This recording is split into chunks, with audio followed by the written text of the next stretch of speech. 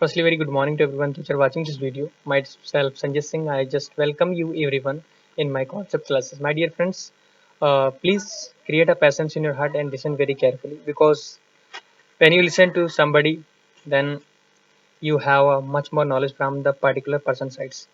So, my dear friends, I have a one idea in my mind, which is only I just want to create a one group on a Telegram for you for sharing of notes. If you have a need of notes, economy polity, right, economy polity, history and geography, then please comment in a comment box. I just share these uh, notes on your particular Telegram group. My dear friends, this is the only platform which will be beneficial for you, right? So let's start the today's topic, chapter number 6. As we know, we had completed chapter 5, and now we have a citizenship, that is a chapter number 6. What is the mean of the citizenship, and what is the significance? So like any other countries, India has also two types of peoples. First is the citizen, right? First is citizen and second is the alien. So what is the citizen and what is the alien? Alien ऐसा मत समझ लेना जो यानी कि पीके था या मतलब कोई मिल गया हमें जो मिल जाता है जादू, ऐसा कुछ भी नहीं है। एलियन वो पर्सन होते हैं जो किसी अदर कंट्री से हमारी कंट्री में आए होते हैं। सिटीजन वो होते हैं जो इस पर्टिकुलर कंट्री के सिटीजन है या कैंडिडेट हैं, यहाँ के रिस्पॉन्सिबल नागरिक हैं, ठीक है। उनको बोलते हैं हम लोग सिटीजन, जिनको वोट देने का अधिकार है, मेनली तरीके से वो सिटीजन होते हैं, ठीक है। सिटीजन के पास यानी कि क्या होती है, फुल मेंबरशिप होती है एक हमारे इंडियन स्टेट की। और दूसरे तरीके से अगर बात करें, यानी कि जो एलियन होते हैं उनके पास ऐसी फुल मेंबरशिप नहीं होती है। जितनी यानी कि जो पॉलिटिकल राइट्स हैं, यानी कि जो सिविल राइट्स हैं, ठीक है, ये सभी राइट्स को यानी कि वो एंजॉय कर सकते हैं, ठीक है। लेकिन अगर मैं बात करूं यानी कि अदर जो हैं एलियन, वो यानी कि राइट को नहीं एंजॉय कर सकते। एलियन दूसरे तरीके से देखा जाए तो ये सेम जो राइट मैंने अभी बताए उनको यानी कि वो एंजॉय नहीं कर सकते, civil rights and political rights, ठीक है। ये क्या है, इनको कैटेगराइज जो एलियन होते हैं उनको दो कैटेगरी में बांटा गया है। पहला होता है फ्रेंडली एलियन, दूसरा होता है एनिमी एलियन। फ्रेंडली एलियन कौन कौन से होते हैं? वो कंट्रीज जो भारत के साथ यानी कि कॉर्डियल रिलेशन बना के चलती है, मतलब एक यानी कि अच्छा रिलेशन, जैसे मैं बात करूँ यूएसए है, ठीक है, भूटान है, श्रीलंका है, श्रीलंका से थोड़ा कभी कभी बिगड़ जाता है, ठीक है, भूटान है, श्रीलंका है, नेपाल है, ठीक है, म्यांमार भी हमारा अच्छा चलता रहता है। और जैसे इजिप्ट इजिप्ट में नहीं इतना नहीं बता सकता, यूके से आजकल हमारा बहुत अच्छा चल रहा है। लेकिन अगर एलियन यानी कि अगर बात करें एनिमी के बारे में बात करें, तो जैसे पाकिस्तान हो गया, चाइना हो गया, ये सभी कंट्रीज जो हैं, ये हमारे लिए एनिमी का काम कर रही हैं। और भी कंट्रीज हैं जिनसे हमें यानी कि विरोध हो जाता है कभी कभी। तो ये सभी बात करते हैं हम लोग एलियन के बारे में। तो इसीलिए जो यानी कि जो लेसर राइट जो होते हैं, यानी कि जैसे फ्रेंडली जो यानी एलियन होते हैं, उनके कंपेरिजन लेसर राइट्स जो हैं वो एंजॉय करते हैं कौन? जो हमारे यानी कि क्या बोलते हैं हमें, इनमी एलियंस होते हैं, ठीक है। फ्रेंडली एलियन को हम ज़्यादा राइट देते हैं as a comparison to the यानी कि इनमी एलियन, ठीक है, क्योंकि उनके पास ये एक राइट नहीं होता है। आर्टिकल 22 जो बोलता है डिटेंशन के लिए, ठीक है, अरेस्ट अगेंस्ट अरेस्ट डिटेंशन, ठीक है। बात आती है कॉन्स्टिट्यूशन जो यानी कि कन्फर करके चलता है क्या, कि जो फॉलोइंग राइट्स हैं सिटीजन के, जो क्या क्या बोलता है वो यानी कि डिनाई करता है। यानी कि देखो, मैं कहने का मतलब हमारा जो कॉन्स्टिट्यूशन है वो राइट्स देता है हमारे सिटीजन्स को, और वो यानी कि किसके लिए मना करता है? हमारे जो एलियंस हैं उनके लिए मना करता है, चाहे फ्रेंडली हो चाहे चाहे एनिमी हो, ठीक है। जैसे right against discrimination on the grounds of the religion, caste, race, caste, sex और द प्लेस ऑफ बर्थ। तो ये इसके बेस पर हमारे जो यानी कि सिटीजन है इंडिया के, उनको यानी कि डिस्क्रिमिनेट नहीं किया जाएगा। इन्हीं सेम ग्राउंड पर देखा जाए तो इनको यानी कि डिस्क्रिमिनेट किया जाएगा। कौन से? जो हमारे एलियंस हैं, उनका कोई पर्टिकुलर रिलीजन है तो उनको इतनी बाध्यता नहीं दी जाएगी। हमारे इंडिया में जो रिलीजन उन्हीं को माना जाएगा, जो हमारे पर्टिकुलर यानी कि सिटीजन है उन्हीं का यानी कि रिलीजन ज़्यादा बड़े स्तर पर होगा। उनको डिस्क्रिमिनेट नहीं किया जाएगा। अदर कास्ट के जो अदर एलियन होंगे उनको डिस्क्रिमिनेट किया जाएगा, ठीक है, किया जा सकता है, जाएगा नहीं, किया जा सकता है, may be condition. Right to equality of opportunity, कहने का मतलब यहाँ पर यह है, अगर कोई भी सरकारी नौकरी यानी कि हमारे जो पब्लिक वर्क है उसमें एम्प्लॉयमेंट किसी को भी मिलनी है तो उसमें इक्वलिटी मिलती है किसको? हमारे जो सिटीजन्स हैं, ना कि एलियंस को, ठीक है।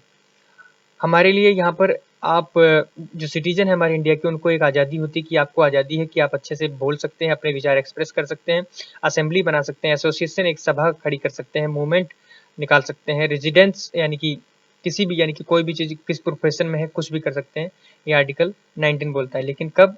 किसी की सीमा को वायलेट ना करें तब। Cultural and the educational right, यानी कि हमारे पास सांस्कृतिक और यानी कि शैक्षणिक अधिकार हैं कि हम भारत की संस्कृति को बनाकर रखेंगे, अपनी संस्कृति को यानी कि बढ़ा सकते हैं, और एजुकेशन राइट्स जो है उनको यानी कि अपनाकर अच्छे से एजुकेशन अडॉप्ट कर सकते हैं। ये आर्टिकल हमारा 29 एंड 30 ये बात करता है, ठीक है। फिर उसके बाद यानी कि ये भी बोलता है कि जो आर्टिकल यानी कि सॉरी, जो हमारे सिटीजन्स हैं उनको एक राइट है कि आप वोट दे सकते हो लोकसभा में और लेजिस्लेटिव असेंबली में। दूसरी बात 6 कहता है कि आपको यानी कि अधिकार है कि आप यानी कि कंटेस्ट कर सकते हैं मेंबरशिप किसके, पार्लियामेंट के लिए, ठीक है, या लेजिस्लेचर में किसी भी यानी कि जैसे मेंबर ऑफ पार्लियामेंट या एमएलए के लिए, ठीक है। एमएलए या member of legislative assembly, member of parliament, इन दोनों में से किसी के लिए आप कंटेस्टेंट हो सकते हैं, ठीक है। पहली बात तो ये। फिर उसके बाद कहता है कि जो एलिजिबिलिटी है सर्टेन ऑफिस, जैसे मैं अगर बात करूं उसमें यानी कि president of India, vice president of India, जज ऑफ द सुप्रीम कोर्ट, जज ऑफ द हाई कोर्ट, ठीक है, गवर्नर ऑफ द स्टेट, और अटॉर्नी जनरल ऑफ इंडिया, ठीक है, एडवोकेट जनरल ऑफ स्टेट, इन सभी में हमारा सिटीजन यानी कि जो इंडिया का सिटीजन है वो भाग ले सकता है। इसी के अलावा अगर बात की जाए जो यानी कि जितने भी राइट्स थे उसमें यानी कि जो सिटीजन्स हैं उनको यानी कि सर्टेन ड्यूटीज भी होती हैं कि आपको यानी कि क्या करना पड़ेगा, ये साथ में जब हमें अधिकार मिलता है तो उसके यानी कि हम यानी कि कोई भी अगर हमारे मूलभूत अधिकार हैं, ठीक है, तो उसके अलावा कुछ हमारी यानी कि ड्यूटीज भी बढ़ जाती हैं। मतलब फंडामेंटल राइट्स अगर हैं, अगर हमारे कुछ राइट्स हमें कॉन्स्टिट्यूशन दे रहा है तो हमारी ड्यूटीज भी बढ़ जाती हैं। ड्यूटीज क्या हैं? आपको क्या करना पड़ेगा? आपको टैक्स पे करना पड़ेगा, रिस्पेक्ट करना पड़ेगा अपना नेशनल यानी कि जो फ्लैग है, ठीक है, तिरंगा की, ठीक है, नेशनल अंथिम का यानी कि आपको रिस्पेक्ट करना पड़ेगा, अपनी कंट्री को डिफेंड करना पड़ेगा किसी अदर कंट्री। मान लो सपोज करो पाकिस्तान की कोई बात कर रहा है और हम यानी कि इंडिया में रहने वाले हैं, अगर वो अपने पाकिस्तान की बाहुई कर रहा है और हमने उसकी पाकिस्तान की बाहुई करते हुए अपने देश को नीचे गिराने की कोशिश करी, ये नहीं बिल्कुल बर्दाश्त है। हम अपने देश को बड़ा चढ़ाकर दिखाएंगे, हमेशा डिफेंड करेंगे हर सिचुएशन में, ठीक है। उसके बाद आती है कि अगर इंडिया में देखा जाए जो यानी कि जैसे आप यूएसए में देखते हैं प्रेसिडेंट के लिए वहां पर जो यानी कि जो सिटीजन है, ठीक है, तो उसको यानी कि बाई बर्थ ही यानी कि क्या बोलते हैं उसकी यानी कि उसके लिए कंटेस्ट कर सकता है। लेकिन अगर इंडिया के कॉन्टेक्स्ट में देखा जाए तो यानी कि नेचुरलाइज एंड यानी कि बर्थ के द्वारा, दोनों के द्वारा प्रेसिडेंट के ऑफिस के लिए आप यानी कि एलिजिबल हैं, आप ये कर सकते हैं, ठीक है। लेकिन यूएसए में ऐसा नहीं है। कुछ कॉन्स्टिट्यूशनल प्रोविजंस जो इंपॉर्टेंट है हमारे लिए जानना।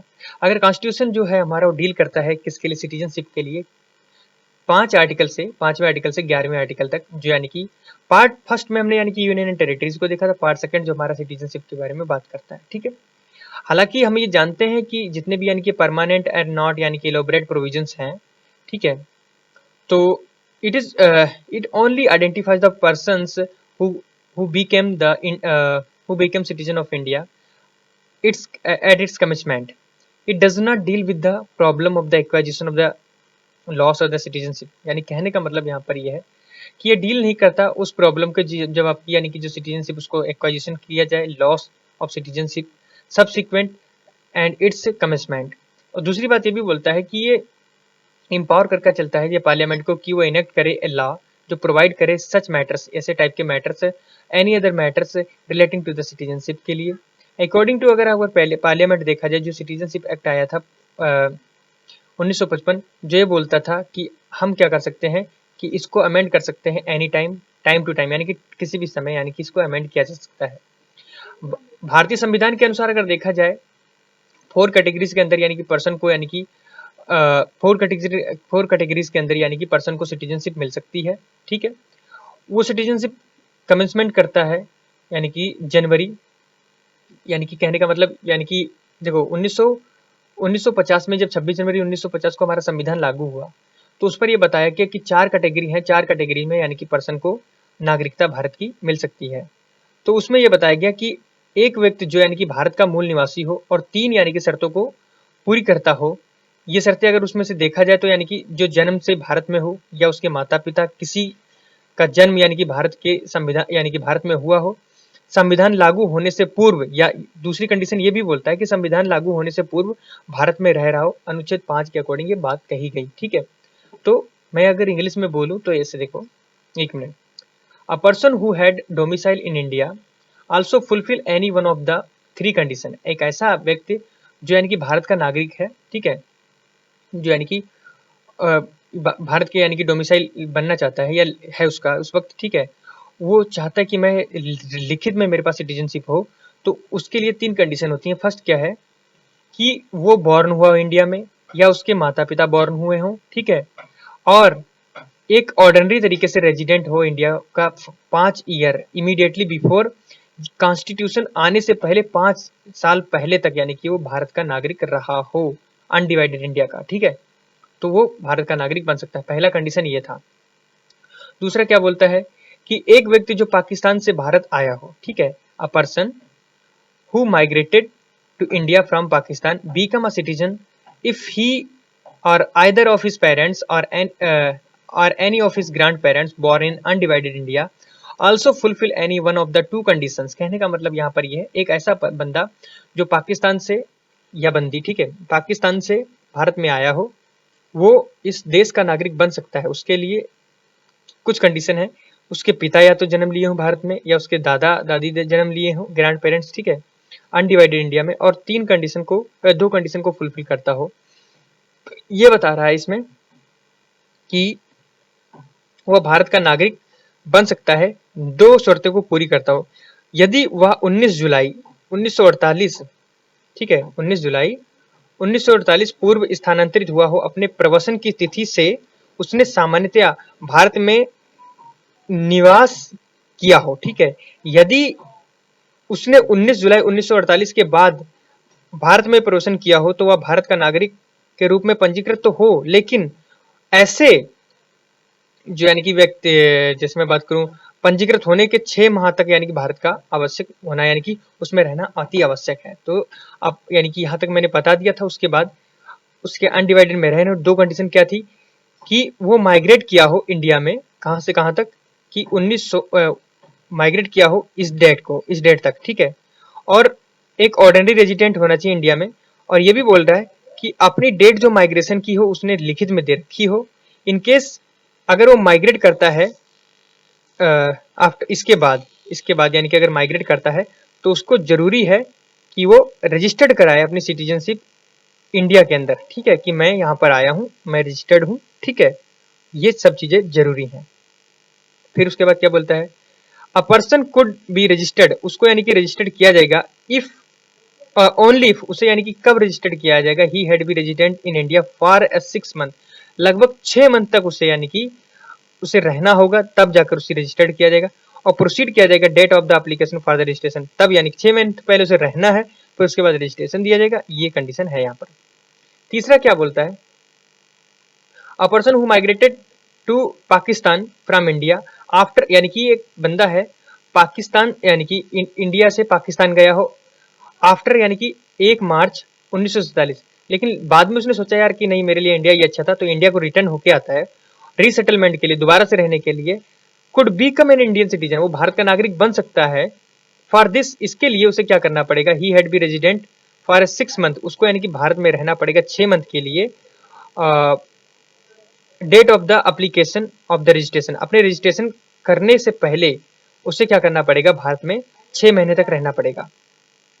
A person who or any of his grandparents was born in undivided India but who is ordinarily residing outside India। कहने का मतलब यहाँ पर यह है कि एक व्यक्ति ऐसा जो उसके पिताजी यानी कि पेरेंट्स और ग्रैंड पेरेंट्स, मतलब माता पिता या दादा दादी जो भारत में अनडिवाइडेड भारत में यानी कि बिना विभाजित भारत में यानी कि पैदा हुए हों, लेकिन who ordinary residing outside India, लेकिन वो भारत के बाहर रह रहा है, मतलब जैसे बहुत से लोग काम करने चले जाते हैं और वहाँ की उसने सिटीजनशिप ले ली तो यहाँ की इसकी सिटीजनशिप कट जाएगी, तो बाद में चाह रहा है कि मैं भारत की सिटीजनशिप ले लूँ, तो उसके लिए ओवरसीज का सिटीजनशिप का यानी कि एक प्रावधान बनाया गया।